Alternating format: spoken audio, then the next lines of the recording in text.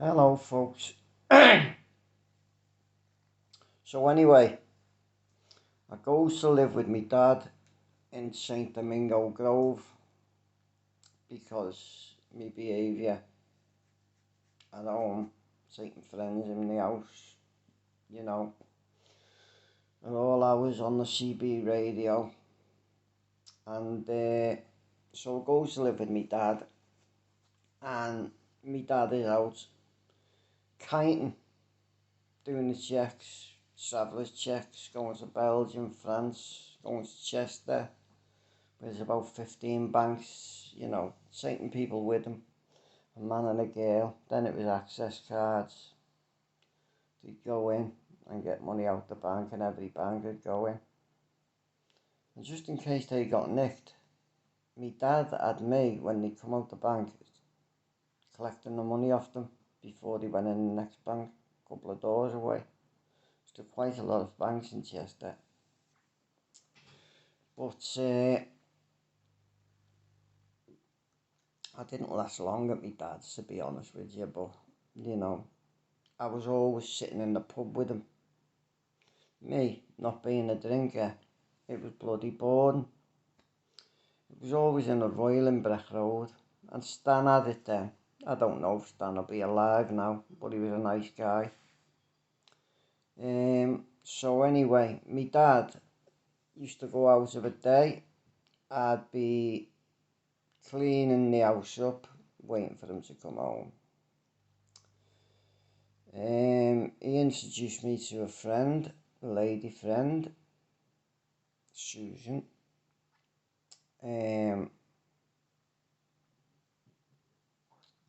And he said, go round there of a day while I'm out grafting. So I go round there of a day. And one day, she said she was going to get a bath. I'm only a kid. She comes down into the living room. I'm laying on the couch. She's got a see-through nightie on and a nice underwear set. No beating about the bush. I get an erection on straight away. I don't want to go into detail because, I don't like talking like this. There's women who watch this channel, or women who watch YouTube and just come across these videos. But she took me to bed, and let's be honest about it, I don't beat about the bush. Boy, did I shit myself the first time, not the second time. But life went on.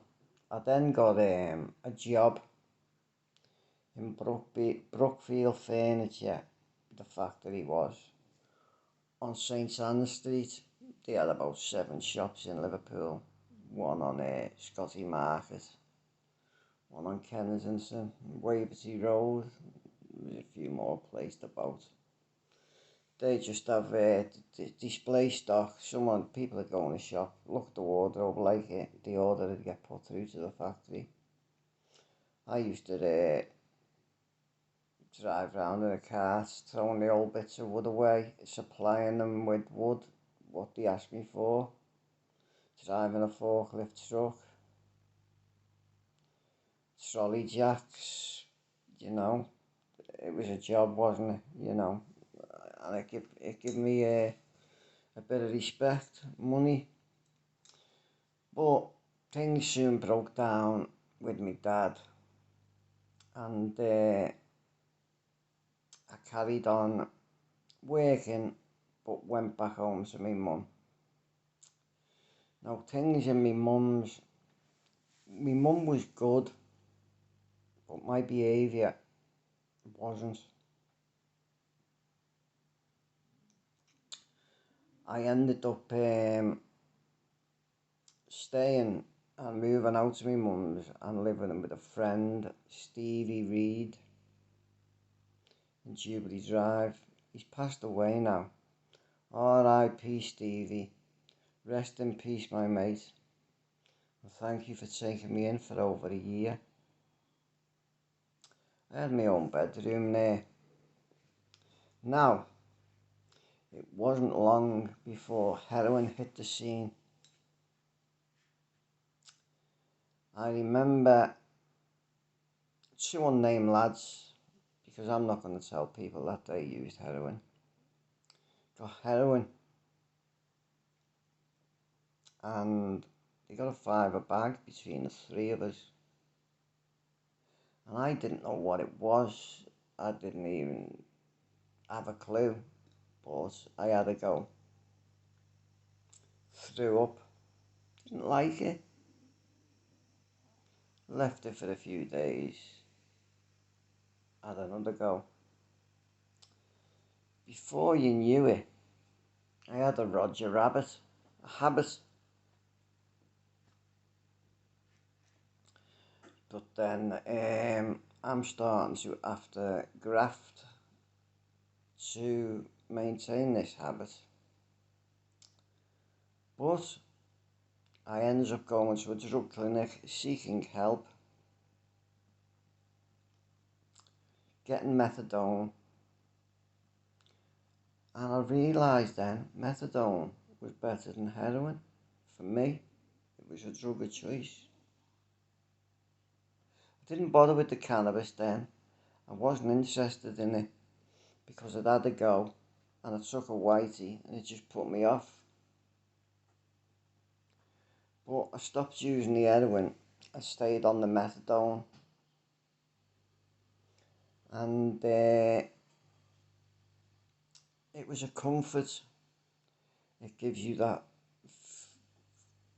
feeling of well-being, euphoria. It was like it gave me a glow. It pushed all my problems to the back of my mind. It was basically a coping mechanism.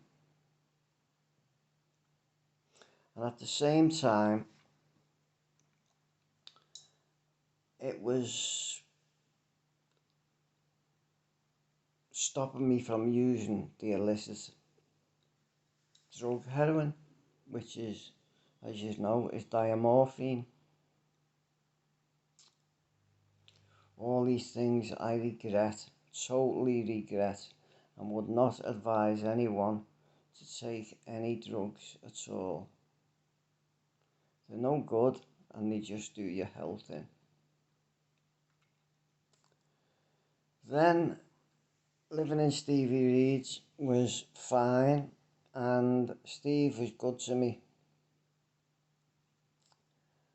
I got my first flat from Stevie Reid's and met a girl. I'm not going to name her because she is on the internet and is married and got a kid to someone. I was with her for 3 years. She was working.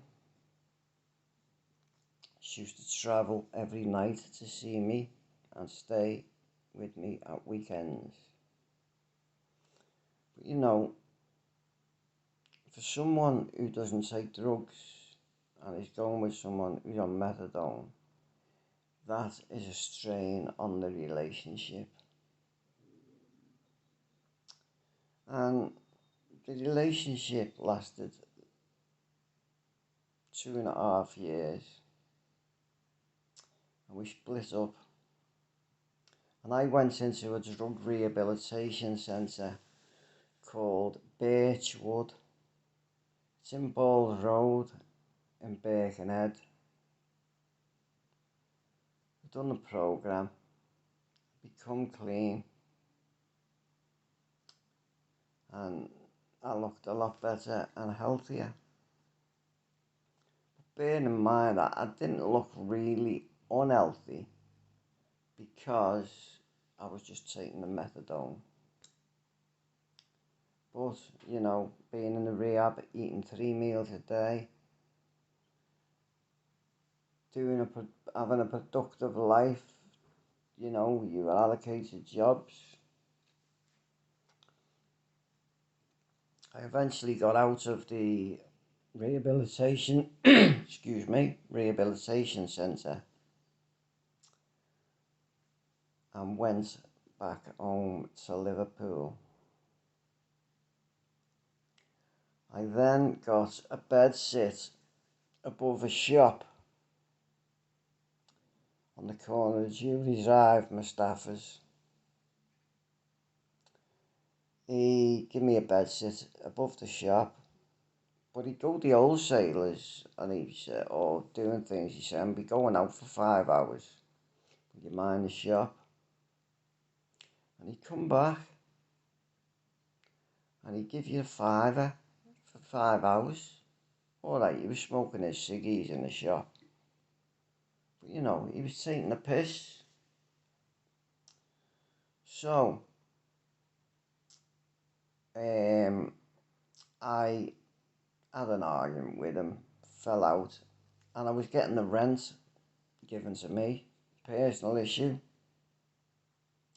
So, I was getting, I think it was £50 a week, but I was getting £100 a fortnight. I was going to the municipal building on Dale Street to collect it fortnightly, and I was keeping it. So, eventually one day, I goes in to the municipal building to get this gyro, and he says, oh, it's not here, hang on, be in the back. Within 2 minutes I'm waiting there, boom, police coming in, boom, arresting me. I was arrested for fraud and deception. I was took to Coppers Hill Police Station. He'd made a statement saying I'd been getting the rent and blah blah blah blah, name me. I went to court. When I was in the police station, by the way, 18 times I'd collected the gyro fortnightly, £100 each time. So they said to me, we're going to charge you with one, and will you TIC 17? I said no. So they put me back in front of the charge desk and charged me with another offence. So they said, 2 charges now. Do you want us to charge you with a lot, or you're going to TIC the rest? So obviously TIC is taken into consideration. So I TIC'd the rest. Now, when I went to court, the magistrates were out for about 25 minutes, and it seemed like hours. And I thought I was going to jail. The magistrate come back in, and I can still remember from this day, he said, frauding and deception of rent in Liverpool is one of the biggest crimes. You should be going to jail today, but bearing in mind that I was only keeping the rent and deceiving it. I wasn't as though I owned the house and had all ghosts and was getting rent for different people and whatnot. But he did slam me. I'd have rather got 12 months and done 6 months, because I got 240 hours community work, and out of the rent money I had and whatnot, I think, I can't remember, they wanted £800 of it back, compensation, and some core costs added on. So I was very lucky. When going to this community service, and I'd gone back onto the gear, got back on the methadone, and was using the methadone again. Well, it took me hours and hours and ages. I had to get an extension to do me community hours to finish them. So you got to finish them within a certain period. Anyway, it was about the last 40 hours. I think the guy got that fed up with me. He said, look, don't bother coming in again. I'm going to write them 40 hours off for you. So, I'm back in Julie Drive, living in my mum's, and I makes up with this Mustafa. Now, my opinion, I'd already offered him to split the rent, go down the middle. No, said, okay, I'm leaving the flat and I'm not claiming the rent. And obviously a letter went to the premises and he opened it, and that's how I got caught. So I gets back in with him and he gives me a bed sit upstairs again, but bed and breakfast this time. So one day he goes out and he's left the keys, the alarm key, the key to the shop door between the flats, the front and the back. So I says to an unnamed fella, because there was about 4 other bed sits in there, the keys are hanging up, go and get that key cut, and that key cut. So I feel as though he shafted me here. 240 hours, £800 in compensation. So my mate goes and he gets the keys cut.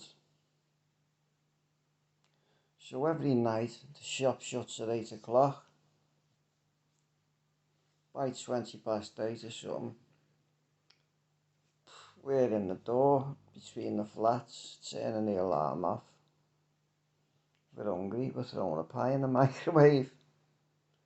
Now, we're hitting the ciggies, but you're not dragging them all. You're just taking 40 Benson, 40 Regal, 40 Sovereign, 40 of every one of them. Then when you come to the tens, you just take 20. You drip it slowly. Because he didn't pay you. He give you buttons. And at this time, I started selling cannabis as well. So when I was working in the shop, people would come in and say, have you got 20 ciggies, packet of skins, have you got a weed? So I was using his shop to sell weed. I eventually split up with, I nearly mentioned the name, and the girl who I was with,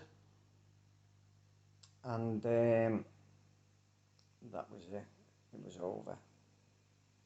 And that was all down to drugs. But would I have ever took drugs if I wouldn't have had the life I'd had? I'll never know that, will I? But listen, for anyone who watches this, drugs are no good. I haven't took heroin now. It's that long, I don't even know how long it is since I've took it. It's been 26 years. I have a spliff now and again. I didn't have one last night. There's a little bit of weed on the side. I could leave a £20 weed there, have a spliff out of it. I'm not having another spliff for 4 days when I'm not sleeping. But I didn't have one last night because, to be honest with you, I was, where is it? Oh, I don't know where it is. My oximeter. I take my saturation levels, my oxygen levels and my blood pressure. One of them things you put on your finger, an oximeter they're called. I've got one. Got one off the hospital. So I ends up not paying the 800 quid, and there is now a warrant out for my arrest.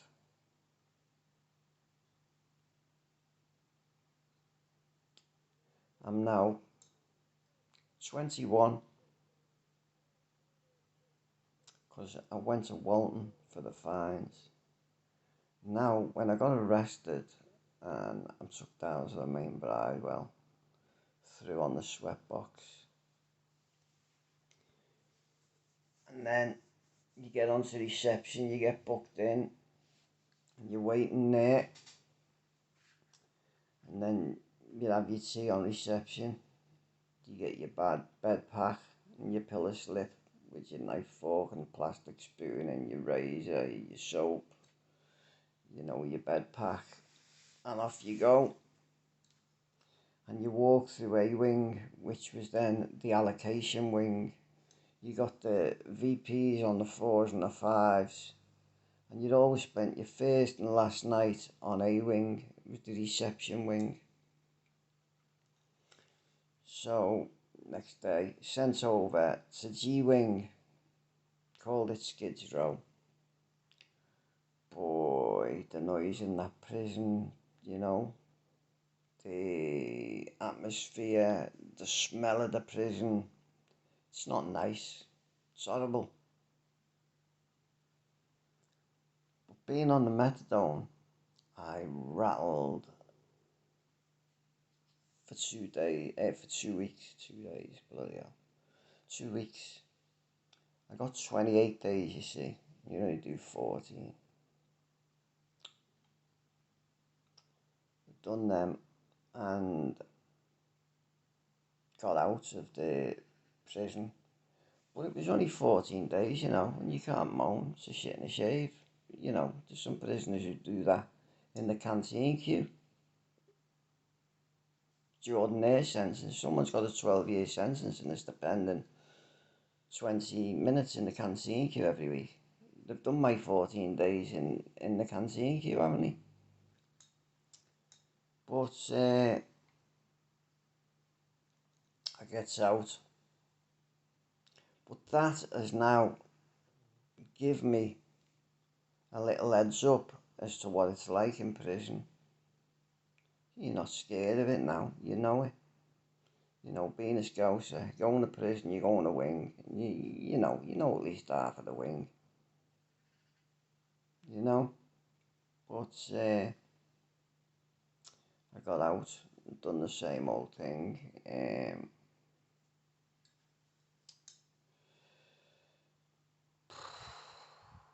Back to the drugs, the methadone.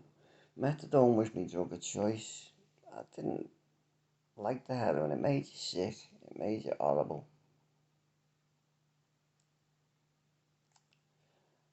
I also got a job, I forgot to mention this, when I was 17, in Snob's nightclub in Parr Street, Liverpool. It was next to the Continental. Now, there was 5 glass collectors. I was head glass collector, but my job was not collecting glasses. My job was changing the kegs, the gas bottles, because you got 20 barmaids on, and you know, a keg needs changing every 5 minutes. And I'm seeing the other lads doing the jobs properly, and you go in, someone will tell you what pump's gone, you go in and you know straight away by the gas bottle because the dial's just gone bump to naught. Quick spanner, undo, change the gas bottle quickly, get it running up, whether it be Foster's, Carlsberg or whatever it was. Get rid of the keg, swap them over. And then I liked that job, it was good, but he ended up giving it in.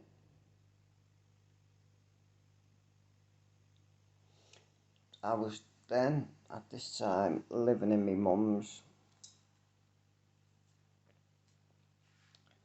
I hadn't seen my dad for a while. One night, he comes, drunk again. Now I'm older now, and so's my brother, and I've got a friend with me. He's kicking at my mum's door. So what happened? We goes out and we fucking leathered him.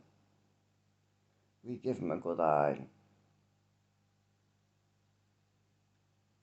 I think my mum was quite happy because she knew then them days were over. He ain't touching my mum no more.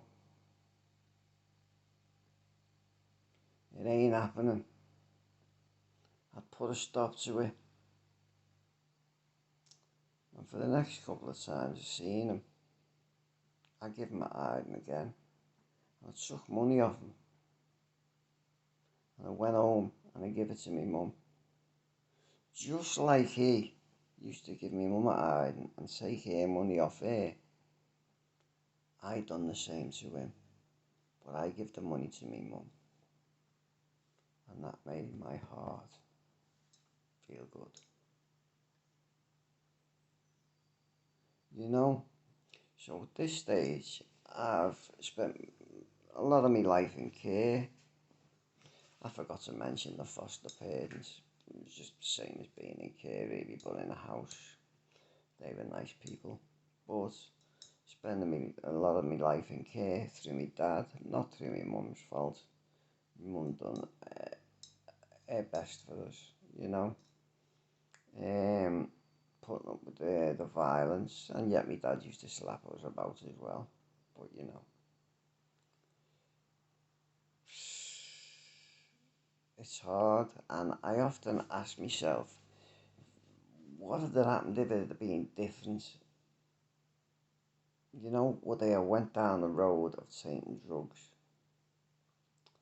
I just can't answer that, can I? But what I want to tell you is drugs are no good. And when you get older, with age comes wisdom, wiser, you're more shrewd, and you've got to be on the ball.